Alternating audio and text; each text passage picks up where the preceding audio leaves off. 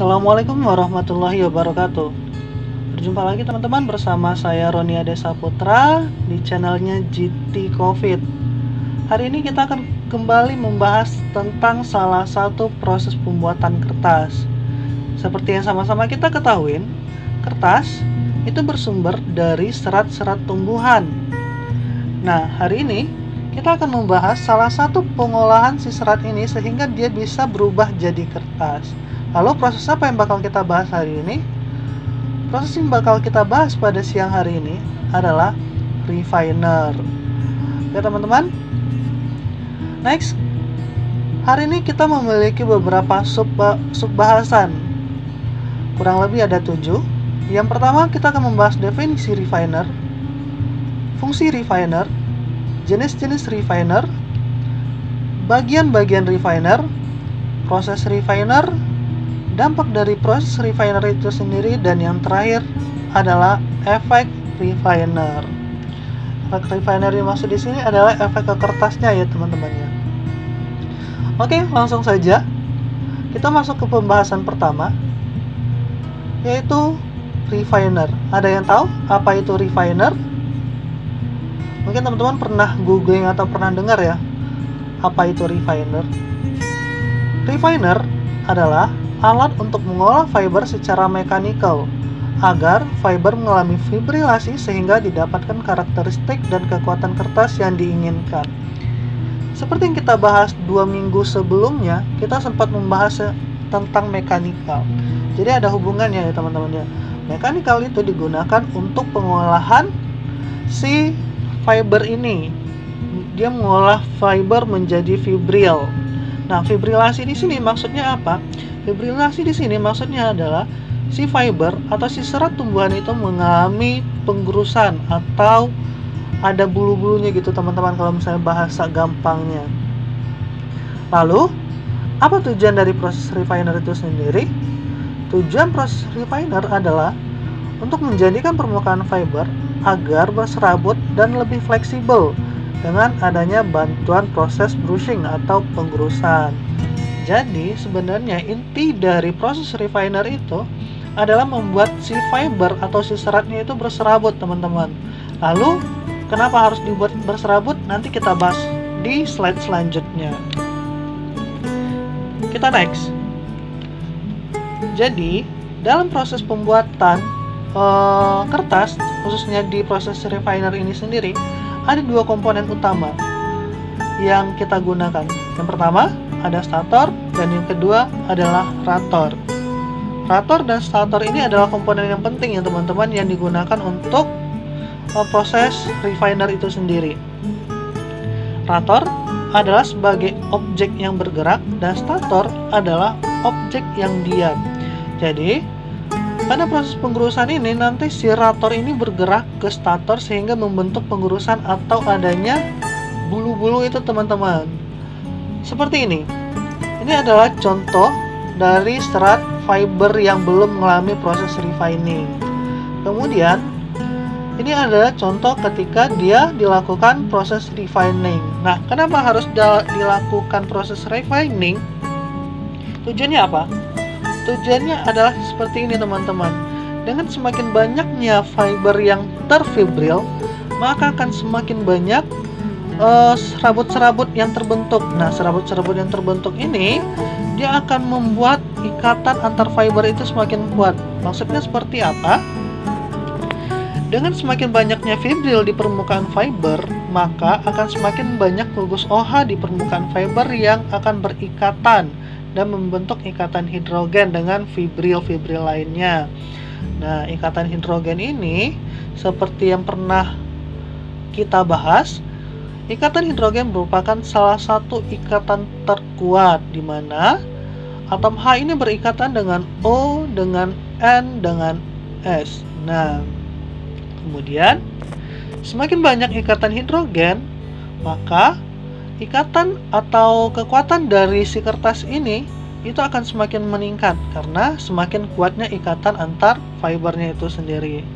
Nah, untuk membuat fibril yang terkelupas dari fiber ini, makanya kita menggunakan namanya stator dan rator.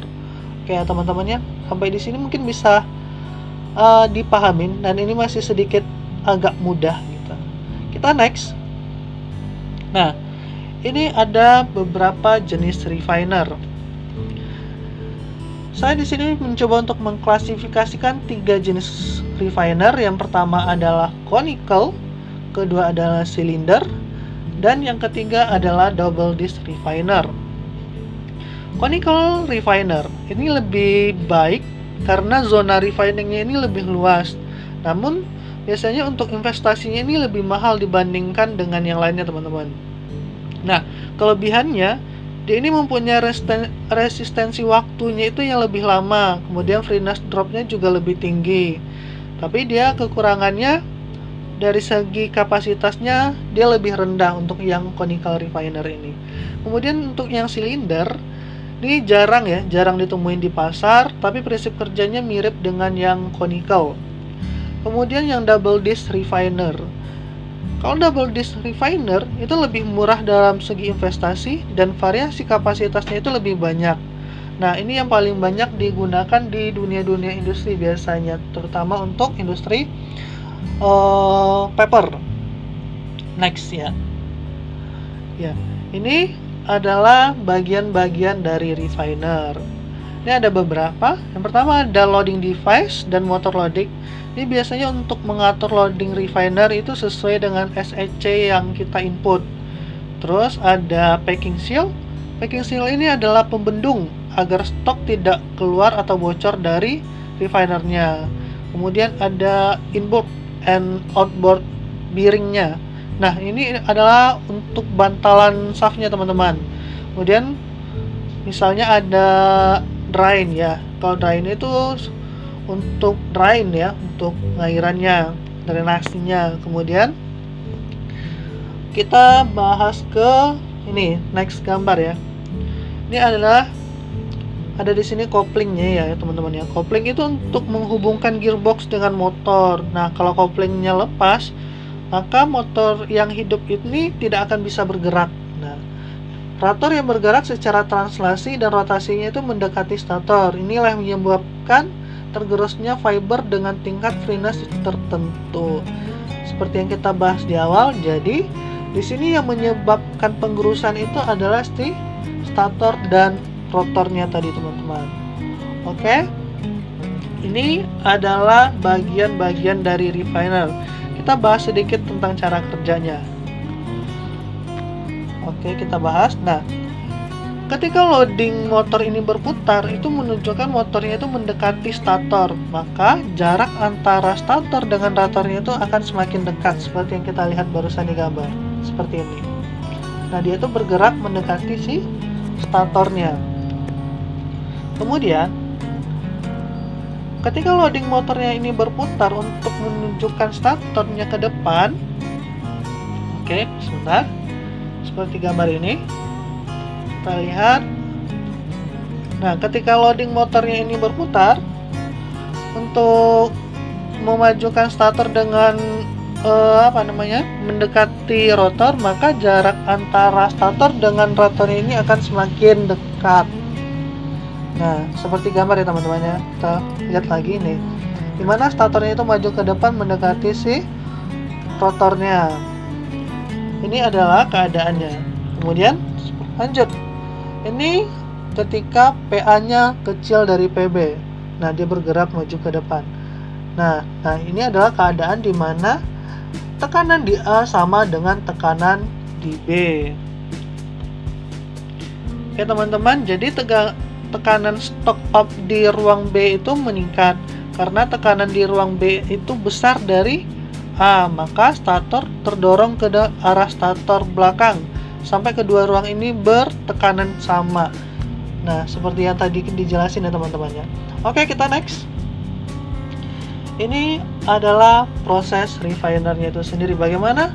Yang pertama, stok masuk dari titik tengah diameter refiner blade yang berputar. Kemudian stok yang masuk ke antara refiner blade ini juga ikut berputar karena putaran refiner blade-nya.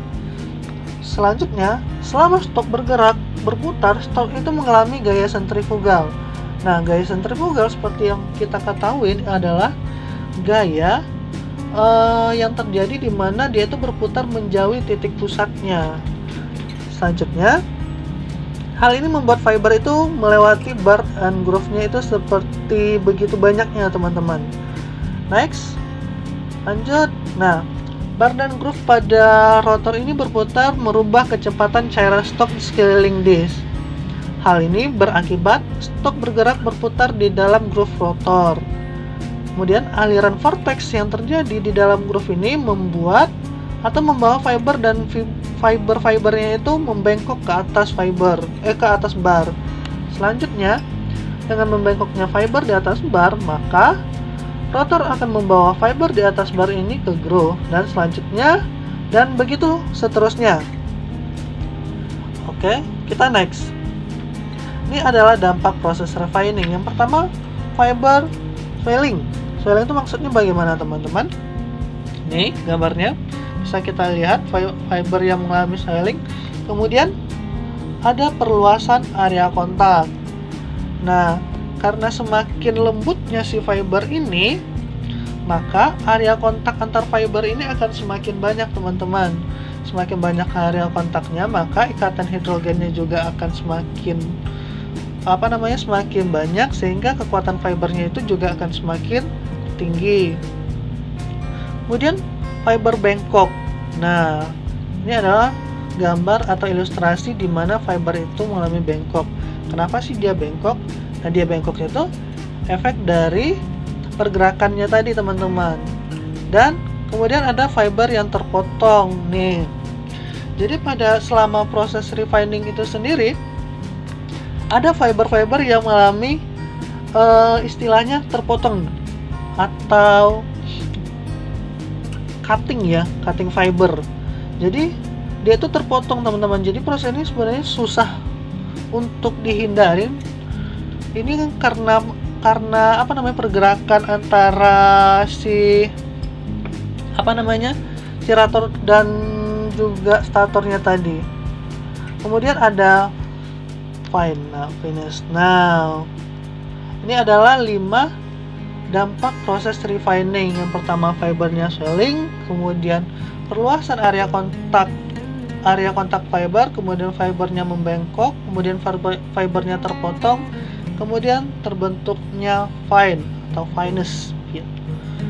Next, kita bahas efek refiner pada kualitas kertas. Yang pertama itu ada tensile strength. Tensile strength itu apa?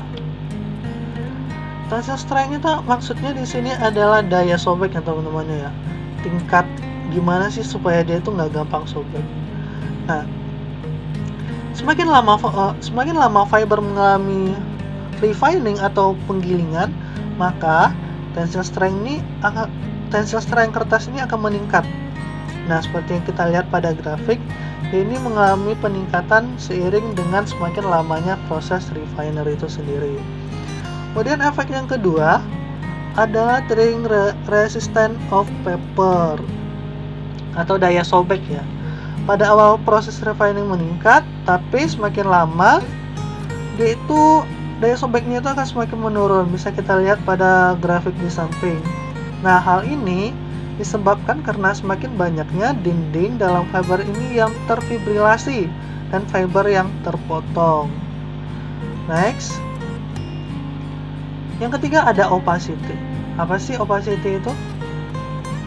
Opacity adalah daya tembus cahaya pada kertas. Nih, seperti kita lihat pada gambar, seiring dengan semakin lamanya proses refining, maka opacity atau daya tembusnya ini akan semakin menurun. Bisa kita lihat pada gambar. Next, yang selanjutnya ada density. Nah, ada yang tahu apa density? Density, kalau misalnya secara fisika yang kita pelajarin biasanya, itu rumusnya adalah massa per volume. Artinya di sini semakin besar massa, maka density-nya semakin besar juga. Atau sebaliknya, semakin kecil volume, maka density-nya juga bisa meningkat. Nih, bisa kita lihat pada grafik Meningkatnya density fiber ini karena fibernya itu memipih, teman-teman. Kemudian bengkok dan terpotong sehingga si fiber ini cenderung lebih fleksibel dan menyebabkan densitasnya itu menjadi tinggi. Ini bisa kita lihat di grafiknya. Itu semakin meningkat seiring lamanya proses refiner itu sendiri. Oke, lalu kesimpulan apa yang bisa kita ambil pada pembelajaran hari ini? Yang pertama, refiner adalah alat untuk mengolah fiber secara mekanikal agar fiber itu mengalami fibrilasi sehingga didapatkan karakteristik dan kekuatan kertas yang diinginkan. Yang kedua, dalam proses fibrilasi fiber, komponen utama yang berperan yaitu rotor, itu sebagai objek yang bergerak, dan stator sebagai objek yang diam. Dan yang terakhir, efek refiner pada kualitas kertas itu dapat mempengaruhi yang pertama itu kekuatan kertasnya atau daya sobeknya, kemudian juga resistensinya, kemudian ada opacity, daya tembus cahaya, dan densitasnya. Oke teman-teman, oke sekian dari saya. Mudah-mudahan apa yang kita pelajarin hari ini, apa yang kita bisa bagi bisa bermanfaat untuk kita semua. Sampai jumpa lagi di next video. Oke, terima kasih.